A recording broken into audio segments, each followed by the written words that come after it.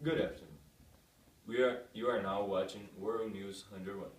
There has been some trouble happening lately in the Middle East. We all know that the World War I has finally hit an end, bringing the Ottoman Empire down a bit. This allowed for three new territories to develop: Turkey, Iraq, and Saudi Arabia. The citizens of these three countries have now gained a right to their nations. You know what? The same thing happened to Africa and the rest of the Asian countries. Africa considered independence from the Western educated leaders. Independence was also a goal for India, and the Japanese were trying to shake off unwanted militaries. China also had to deal with nationalist and communist competition. Eventually, General Chiang created a new government that was based on nationalism. However, his government failed to create programs that involved the shifting of wealth for a rich minority to a poor majority. In Latin America, the countries were ruled by a small group of church officials, military leaders, and large landowners. Most countries were either ruled by oligarchy or established as a republic.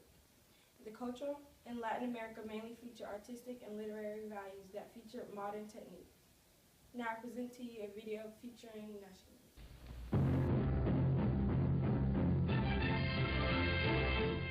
Free China looks back across 10 years on Taiwan and counts a decade of solid achievement since the communists overran the mainland and Chiang Kai-shek's beaten but still determined forces fled to sanctuary here.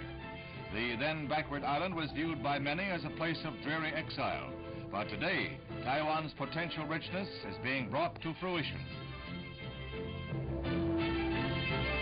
Agricultural production, chiefly sugarcane and rice, has been increased manyfold. Possibly even more significant for the years ahead, dependence on these two prime crops has been lessened by diversification. The economic barometer, foreign exchange, has shown favorable readings in recent years.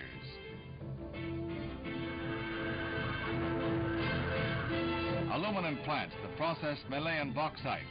Steel is another growing export produced from native minerals. And to power new industry, Chiang Kai-shek's regime has harnessed the power of Formosa's mountain rivers. Formosa looks ahead to continued progress.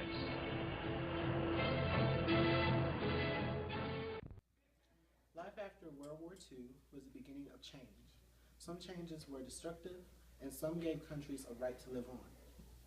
Western Europe is facing economic success, and the U.S. has achieved racial and gender equality. A new perspective for social structure and technology are at hand. As consumer societies are being brought up, communism is starting to take over Eastern Europe and Asia, as heavy industry is increasing.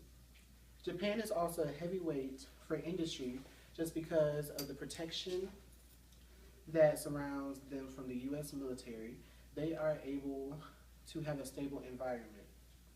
Even though some things seem great, everyone lived in constant threat of a nuclear war.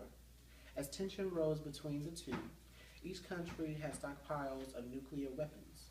Both nations trained civilians on how to react to an attack, but the threat was still live and well.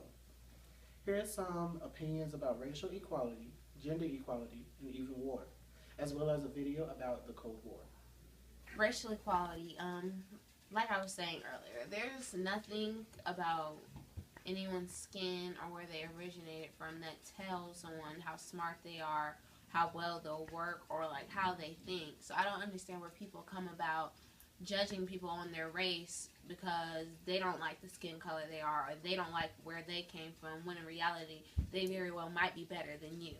There's Irish people, Mexicans, Black African Americans, all of them, they're judged because of where they came from and the color of the skin, when in reality they should be judged or talked about because of how smart they are or how they think. They shouldn't be judged on what they look like. It's just the world we live in today that needs to learn how to accept people for who they are. Women's rights. I think women are equal to men in their rights because that's right, you know? That's what it is. That's how it should be, but it's not.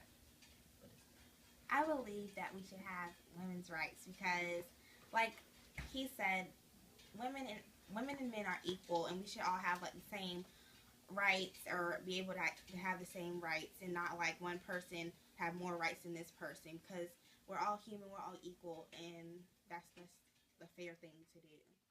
So, women's rights, I feel like that's the hard topic for me, because I feel like everybody was created equal, no matter what race, sex, or anything. So I really don't understand when people get the point that men are dominant or superior. Yeah, basically the same thing. But superior to women because they think the same way. Actually, half of the time they think better. Because where we may think logically, men just act upon it. Yes. So we take time to think about a situation and analyze it, and then we'll act upon it. But men just do blah, blah, blah. It comes in your head and you do it. So I feel like women need more appreciation. We need more rights to be able to do more things instead of being held back, because they never know the things we may do. Yes. Maybe the things that change the country today. I think that World War is very violent, and it's very sad because people can die from it, and that can like affect and devastate many families and cause sadness and grief. That's what I think about World War. I feel like World War is bad that countries, the people that run certain countries can't agree on certain things that are most of the time really simple, so they look to fighting and violence to solve their problems. Like, it's not really, some of the problems are big, but you don't have to look to violence for them. There are other answers. I feel like we should all be treated equally as a whole people, because we're all human beings. We're all created by God for the same reason, to glorify Him. So us being mad at each other and treating each other differently for no reason just makes themselves look stupid and ignorant. I mean, it's bad that we do it, but that's the world we live in today. So it's purposeless to argue about the color of your skin, something you can't change. War. I feel like sometimes war can be a good thing, but also too much of it can cause chaos and massacre in like that country or continent. And I feel like violence isn't always the answer for things. So I feel like there's a different way for you to settle something with a different country or something. So instead of always acting up first, think about war, you need to act and be like, you need to get with that country and be like, this is the problem, can we find a way to work it out? But I mean, like, if that's not possible, then yeah, you have to resort to war. But I just feel like that shouldn't be the first thing that people always go to when there's a problem. There are other ways to solve disagreement between two countries, no matter what. Поле опустело. На небе редкие облака. Ничто не нарушает тишины раннего утра. Все готово к испытаниям. До взрыва осталось 3 секунды. 2 секунды. 1 секунда. Взрыв!